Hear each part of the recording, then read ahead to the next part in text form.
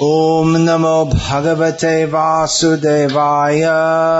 Om Namo Bhagavate Vasudevaya.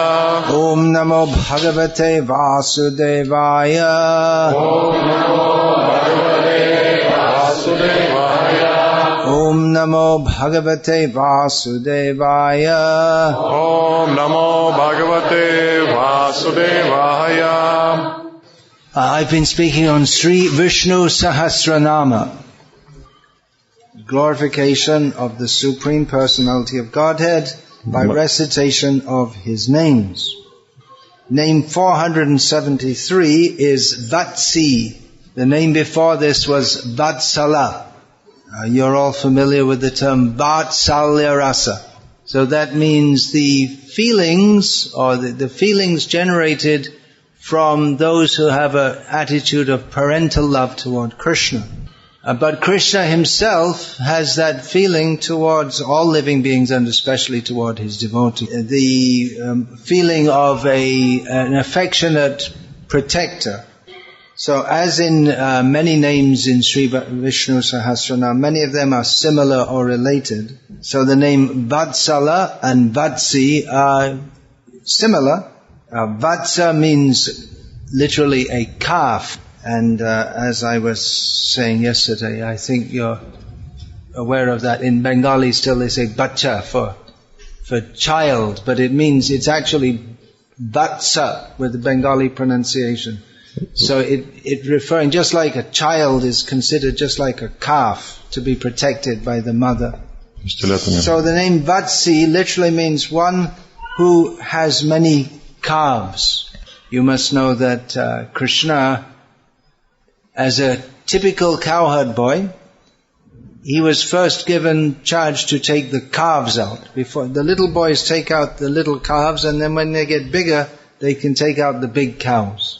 And allegorically, this also means that Krishna has many devotees who he protects, just like a cow protects with great affection the calves. Even though Krishna has billions of calves, he knows everyone individually and their names, and he has a personal relationship with every one of them.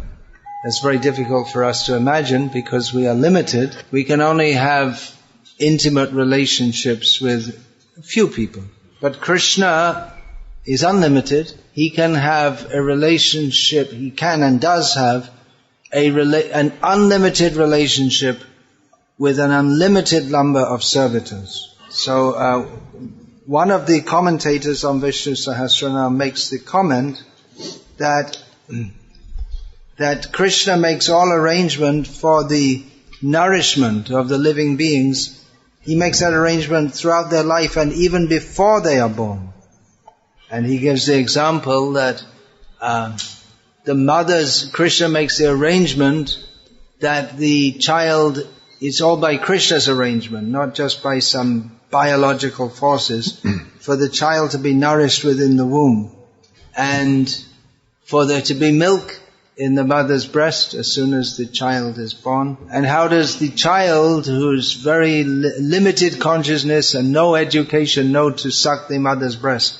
That is being inspired by Krishna within the heart. Or in the bird species, the child knows how to open the beak like this. Have you seen they have their head up? So even materially, Krishna is nourishing all living beings. So wherever we see love in this material world, the love of a parent for a child, we can know that to be a reflection of the unlimited, pure spiritual love that Krishna has for all living beings. The next name, I'll just do that quickly because it's similar to Vatsala. The name 474 is Ratnagarbhah. Do you know, anyone knows what Ratna means? If you read the books carefully, you'll see. Если вы внимательно читаете many times in Srimad Bhagavatam. Anyone? Yeah. And Garbha, that's the more common term, at least in Srimad Bhagavatam. Garbha means, Ratna means jewel, and Garbha means? Womb. Womb, yes. Yeah. Yeah. Yeah. The first word is what? Ratna. Ratna. Ratna. So, what do you think the name means? Well, it could mean one who has a jeweled stomach. He has jewels, decorated with jewels everywhere. It also means that he's the source of all jewels. Now, probably in your language, the word jewel is used allegorically as well as literally. Just, you may say he is a jewel of a devotee. May you say like that in your language? Do you say like that? Можно? Yeah. So similarly, jewel can represent anything which is very good, very valuable, very desirable. So the name Ratnagarbhah means he is the source of everything that is desirable. All wealth is in him. So we can also think that if we desire wealth, then best to go to Krishna. Krishna is the richest person. Everything belongs to Krishna. So there are many such names in Vishnu Sahasranama which refer to his being most wealthy. And in fact, the next name is Dhanesvarah, the master of all wealth. One of the 4 kinds of people pious people who approach Krishna is the artharthi, which means one who desires wealth. So, if one desires wealth, best to go to Krishna. Now you may remember at the end of the Srimad Bhagavatam 10th canto, in the Krishna book also, of course, there's a discussion about Lord Shiva's devotees. Lord Shiva just lives under a tree. He doesn't even have a house. But his disciples are very, very wealthy, whereas Krishna is the master of all opulence and his devotees are very poor. Sometimes in India, our devotees, they say, don't preach like that. Who will want to be a devotee of Krishna if his devotees are very poor?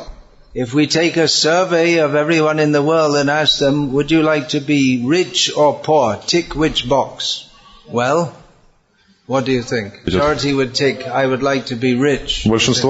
So if we say that by worshipping Krishna you're likely to be poor, who is going to take up such a religion? Krishna's devotees are spiritually rich.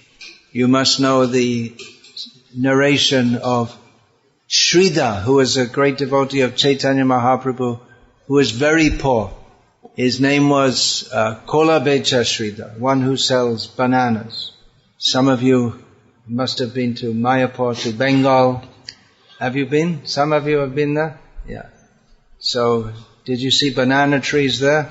They just grow everywhere. If you just leave some land uncultivated, just like weeds grow, they just grow everywhere. Bananas grow everywhere. So, you don't become rich in Bengal by selling bananas. It might be like in January trying to make a business in Russia of selling snow. It would be a very good business. So anyway, when Chaitanya Mahaprabhu was showing his opulence to all the devotees as the Supreme Personality of Godhead, revealing himself to be the master of all universes, he called Sridhar. Sridhar was very poor, but still Chaitanya Mahaprabhu used to take his vegetables and bananas from him practically by force. Every day he would come and harass him. He would tell him that actually you're making a show of being poor. You have lots of hidden wealth. You're just cheating. And he would argue on the prices, and he'd make the price, Chaitanya Mahaprabhu, that's Nimai Pandit at the time, he'd make the price so low that Sridhar would say, anyway, just take it, just take it, don't give anything. So when Chaitanya Mahaprabhu showed his form as the Supreme Personality of Godhead, and he called Sridhar and said, okay Sridhar, now you can understand, I am the master of all wealth. What do you want?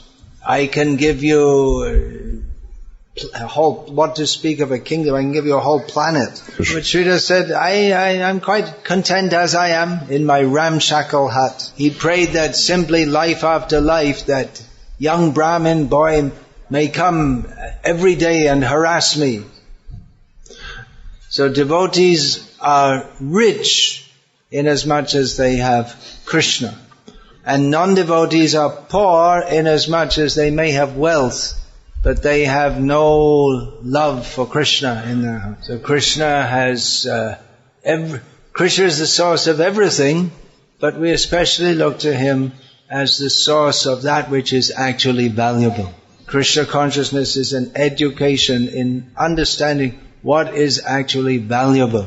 That which people in this world consider to be valuable is of no value to those who have understood the real wealth of Krishna consciousness. Those who have accepted Krishna as their shelter, as their Vatsala, as their very affectionate shelter, they don't care for anything of this world.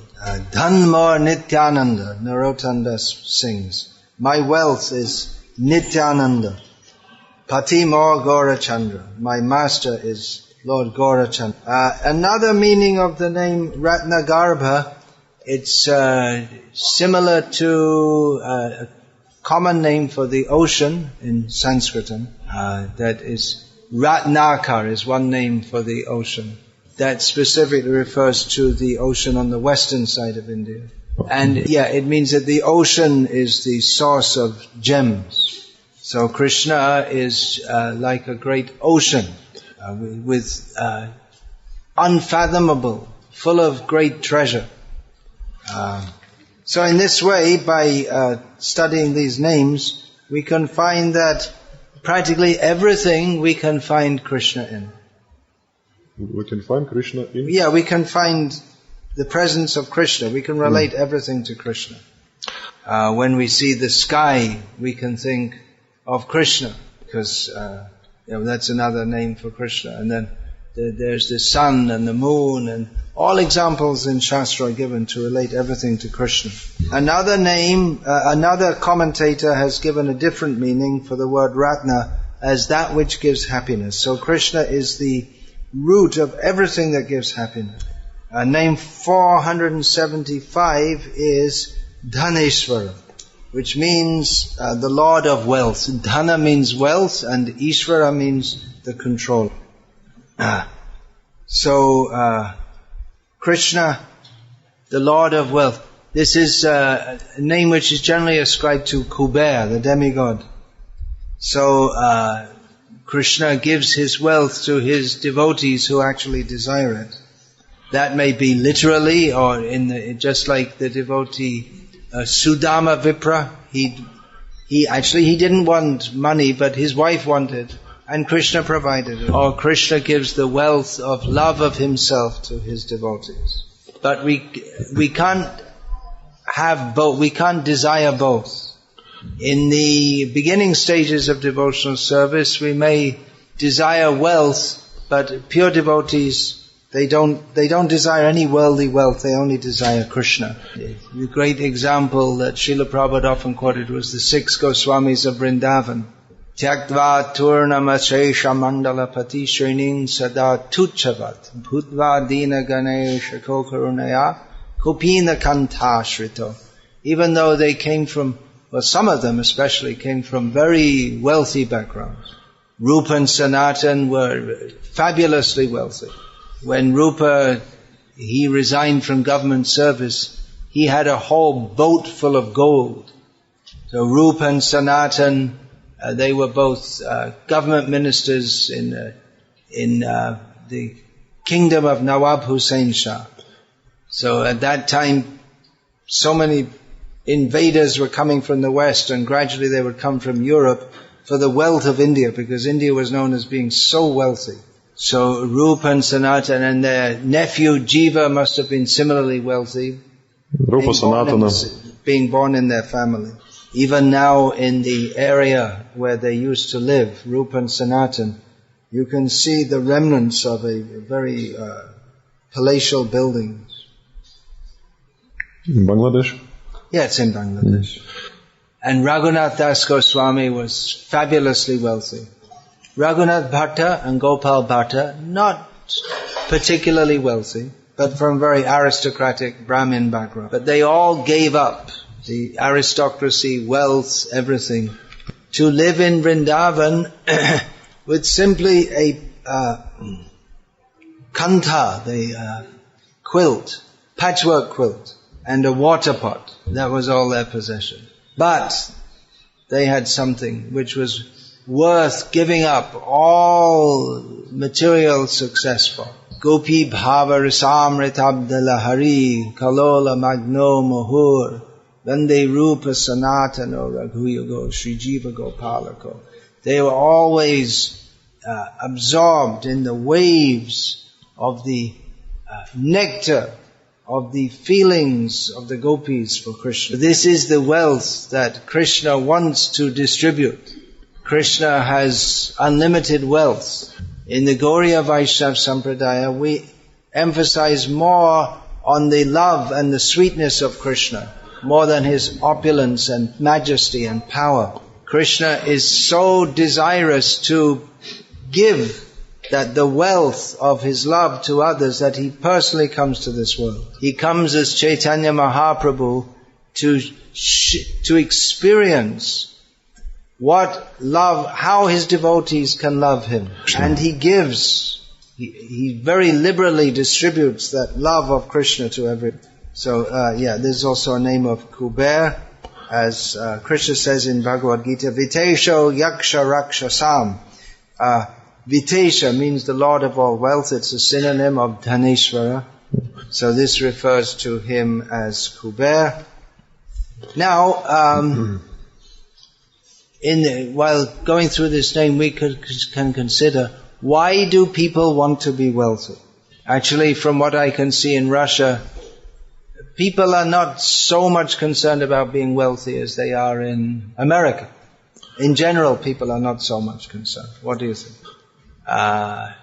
Especially during the communist time, there was no opportunity to be wealthy for most of the people. And the American culture runs on the mainstream culture runs on the idea that to have money is most desirable.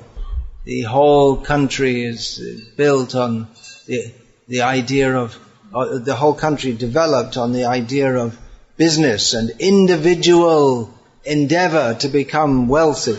In some countries, a show of wealth is considered somewhat crude. Is it like that here at all? Yeah. Someone shows off their wealth? Yeah. No.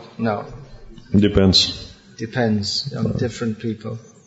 But generally in human society, the idea is there that to be wealthy is better than being poor. Now in Vedic culture, one who can live or who prefers to live without wealth for the sake of spiritual advancement, the Brahmanas, they are considered the best people. But among Kshatriyas, one who by his power he can control a large area, and Vaishyas who by their business acumen can become very rich, among their own community they're considered very prestigious. We may consider then, why do people want wealth at all? That name there is Ratnagarbhah, the source of all jewels. What's so great about a jewel? If there's a jewel, well, okay, if you have a diamond in your hand, so what?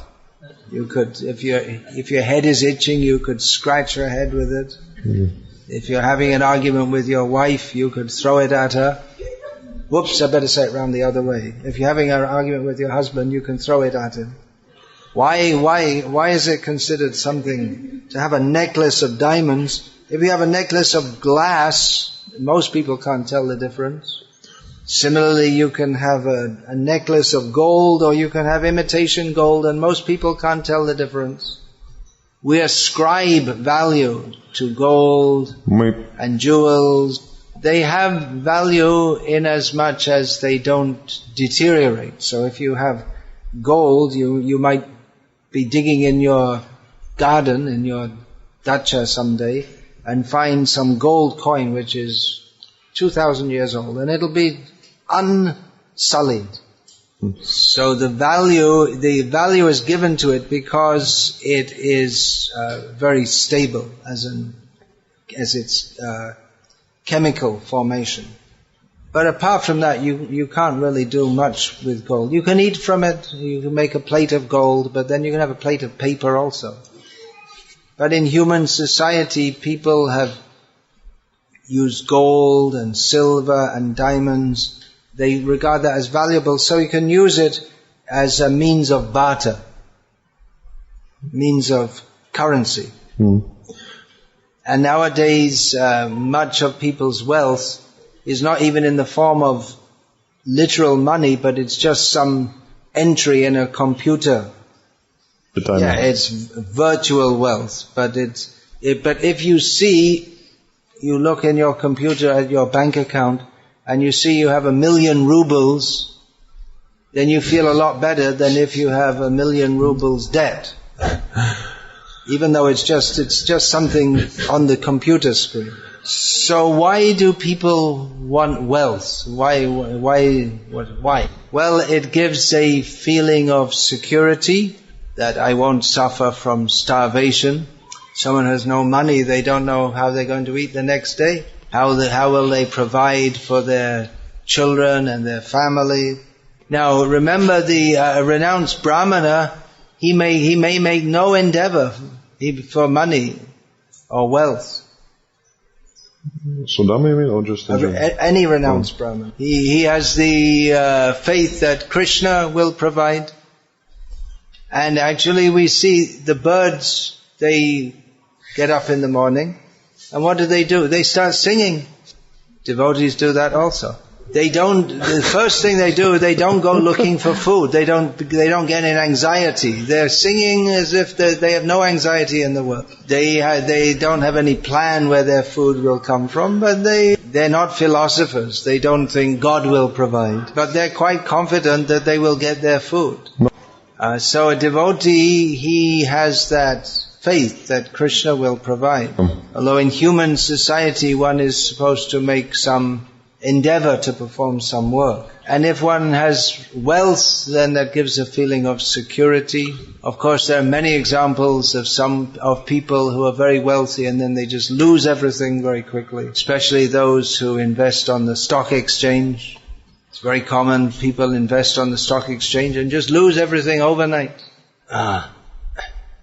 Then another reason people want wealth is to show off to others. To show, I am superior to you. Ishvaroham, aham bhogi.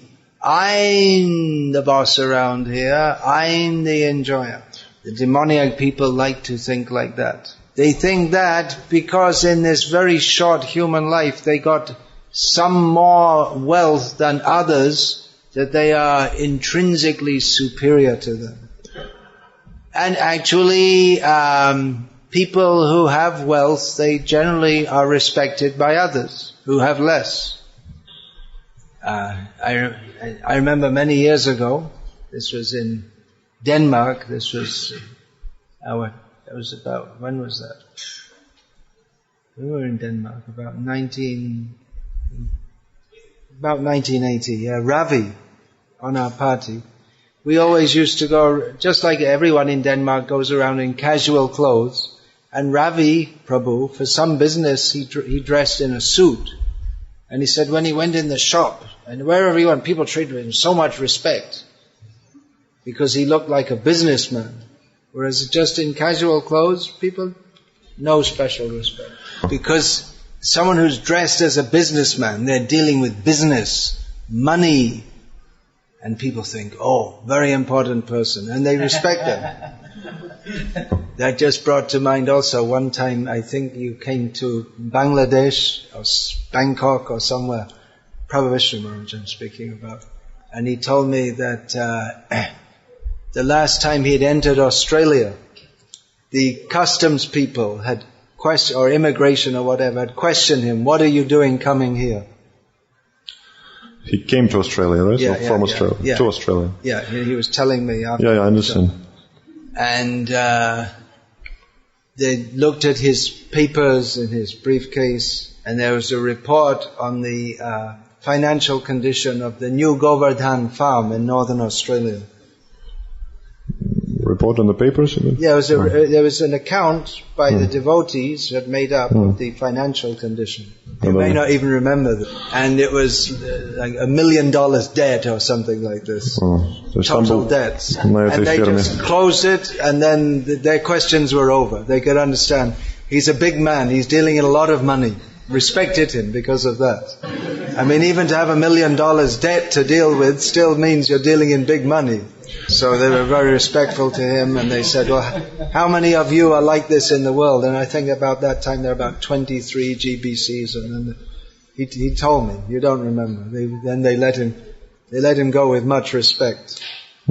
People like to live in a rich area, the price of the house becomes more if you're in a certain area. It's considered very prestigious to live in a rich area. So in this way, people like to show they are better than others. And many advertisements of different products are based on this idea that if you use this product, you are a superior kind of person. If you use certain kind of... there's this store in London called Harrods. And if you go to that store, they'll give you a bag and it says Harrods on it. And that's considered very prestigious to go shopping in there. Probably because the things cost 20 times more than they would anywhere else for the same thing. So in this way, people like to show their superiority. Oh, that brings to mind also. That reminds me also. Going back many years in Bangladesh, I used to see people would wear jeans. From foreign imported jeans. You mean Bengalis, the local one? Yeah. Which are very expensive compared to the local clothing. So the label of the jeans, which shows that it's made in America, is at the back where you can't see it. So they take it off and put it on the knee where everyone can see it. I should have said this before. Could you try and sit so you're not showing your back to the deities? And in Bangladesh also we used to, at that time there were very few cars. And most of the cars were imported, reconditioned cars from Japan. What was the word? Reconditioned, was it? Is that the word they used? Reconditioned. Refurbished. Something. With I think they said reconditioned was the word. And there were very few. So people were driving in these second-hand cars, and they were looking, we're so superior because we got this car which was rejected by the Japanese. So this desire for prestige, what is it? It's an imitation of God. Even some people give charity, but they make sure everyone knows they're giving charity. You see, I'm so wealthy, I can give to others, showing that I am superior to them. The people are imitating Krishna. They don't know about Krishna, but intrinsically they know that Krishna is there. Within their heart, everyone has a dormant sense of God consciousness. Krishna is always happy. Krishna is happy by giving to others. He has nothing to take from others. So ultimately people want to be happy as Krishna is happy, but they don't know the formula. The formula is, instead of trying to be happy like Krishna, we should be happy in our constitutional position of service to Krishna. People who are very thoughtful and philosophical, they can understand that wealth in this world is actually a cause of unhappiness. Wealth can be very dangerous. As we know, when Sanatana Goswami fled from imprisonment, his servant, unknown to Sanatana, his servant Ishan, kept with him 8 gold coins. When Sanatana found out, he was upset. Why have you brought that? That could get us killed. And in fact, the hotel keeper was plotting to kill Sanatana to take that money. Yes. So eventually the hotel keeper Sanatan gave him 7 gold coins, gave one to Ishan, told Ishan, you go home, and Sanatan went off without any cares, that no one will kill me because I have nothing to be killed for. Again, in Vedic culture, many brahmanas used to live very simply because they thought if we take more than we need, it's just disturbance. Let us take whatever we need and concentrate our energy on serving Krishna. Anything more than we need is just a disturbance. And we start thinking, what can I do to enjoy with this money? Of course, devotees, they know how to use everything in Krishna's service. So a devotee may live in poverty to serve Krishna, or he may live in wealth to serve Krishna. The example of Sudama is that when he was very poor, he was serving Krishna. When he was very rich, he was serving Krishna. He wasn't enamored by the wealth, but he used it all in Krishna's service. But the general formula for devotees is, don't be attached to anything of this world. Don't endeavor for material wealth. Of course, a householder has to do something to provide for his family. But the formula is yavan artha prayojanam. Whatever money we need, that's enough. And if you get more, then jodi thake bahudhan tabe hao akinchan vaishnave karo upakar. Bhaktivinoda Thakur has given this formula. If you have much wealth, then don't be attached to it and utilize that in the service of the Vaishnavas. Chaitanya Mahaprabhu came to taught us how to be wealthy by what he referred to as prem dhan, wealth of love of Krishna. Prem dhan bina beta daridra jivan. He said that without the wealth of love of Krishna, prem, then one's life is very poor. One may have billions of rubles, but he's very poor if he doesn't have love of Krishna. So he prayed to Krishna, Dasa kori betan more deho premadhan. Make me your servant and give me the wages of the wealth of prema. So Krishna is all wealthy. Krishna has everything. He's the master of all wealth. So if Krishna is our Vatsala, our affectionate protector, then surely Krishna will provide everything that we need. So a devotee, if he's in wealth, he thinks, Krishna has kindly given this to me. And in poverty, he thinks, yes, Krishna is not giving much to me because he thinks this is best for my spiritual advance. Devotee is completely happy simply to be with Krishna, to be in Krishna consciousness. Very simple and sweet and pleasing process. Sweet and pleasant verse? Yeah. The last word I misheard. Verses, dresses. Very sweet. And pleasing process. Process. Sorry.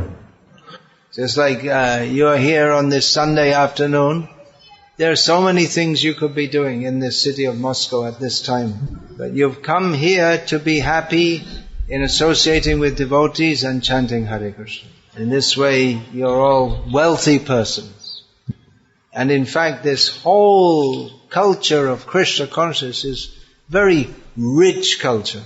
In English, the word rich is used to mean someone who has a lot of wealth, and it also means something which is very substantial. Maybe in Russian also. The word rich? Yeah, the word rich. You can say a rich culture. Yeah. A rich cake is one with lots of butter and dried fruit in it. Yeah. You say that does it come like that? No. They should follow with some like spiritually rich or something like this. Yeah. So in English you or rich in something. Yeah, rich culture, rich cake. With cake it's not possible. So, actually that's a fact. We can experience that. Those who are happy in chanting Hare Krishna, they don't aspire for being an Indra, a Brahma, or what to speak of being a rich man in Moscow. The great example is of Dhruva Maharaj, he wanted to show his father had rejected him. He wanted to show, I will get a kingdom better than you. But then when his heart was purified and he became fully Krishna consciousness, he said, Swamin kritarthosmi varandayache. Oh my Lord, Narayana, whatever I wanted before, I don't want. Now I'm fully satisfied just by seeing you. So if we have Krishna, what else could we possibly want? Krishna has everything, Krishna is everything. But devotees, they don't want anything from Krishna.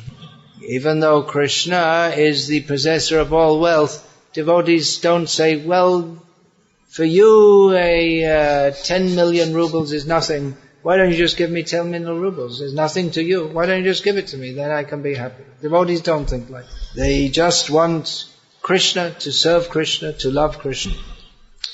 Hare Krishna. Hare Krishna. Yeah. This idea of being wealthy, anyway, it's just a complete illusion. As the saying goes, you come into this world empty-handed, you leave empty-handed. But in this human life, we may come into this world without Krishna consciousness, but if we leave it with Krishna consciousness, then we actually become wealthy. Okay, so I'm supposed to finish at 6 o'clock, I believe. Is that correct? Prasadam is served at 6 o'clock? Okay. So, would you like to announce the books then? Questions? No questions? Okay, we can take questions, but we only have 7 minutes according to that clock. Yeah. You want to announce the books? Okay, any question now? Yeah, please answer. Thank you for the lecture. All right, I understood that one. It's become a formality. You mentioned that the devotees of Lord Shiva are very rich.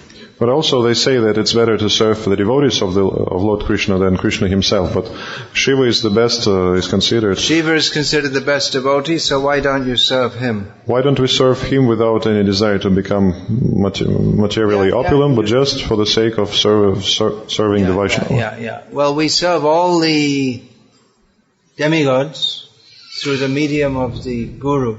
Sarva Deva Maya Guru. The Guru is the representative of all the demigods.